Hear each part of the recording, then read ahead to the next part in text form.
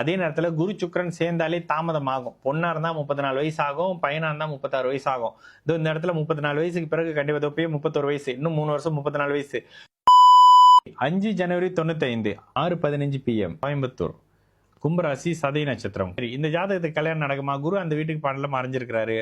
அதே நேரத்துல சுக்கிரன் 6ஆம் இடத்துல இருக்காரு. இல்லங்க இந்த பொண்ணுக்கு கல்யாணம் ஆகுங்க, வெயிட் பண்ணுங்க. இப்ப இந்த சொன்ன ஜாதகம் வந்து எந்த லக்னத்துக்கு என்ன சொன்ன விருச்சிக லக்னத்துக்கு. இப்ப வந்து சனி மிதுன லக்னத்துக்கு சனி 2025 28 வேண்டாம்.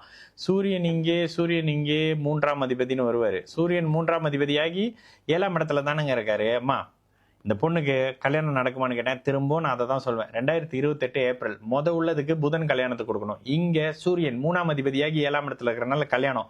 அதே நேரத்துல குரு சுக்கிரன் சேர்ந்தாலே தாமதம் ஆகும். பொண்ணா இருந்தா 34 வயசு ஆகும், பையனா இருந்தா 36 வயசு ஆகும்.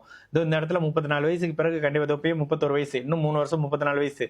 34 வயசுக்கு பிறகு திருமணமாகி பிறந்த இடத்த விட்டு தூரமா போய் செட்டில் ஆவாங்க. கோயம்புத்தூர்லாம் விட்டு வெளியில போற மாதிரி இருக்கும். வெளியில போய் தான் செட்டில் ஆவாங்க. சனி தசை 8ஆம் அதிபதி தசை.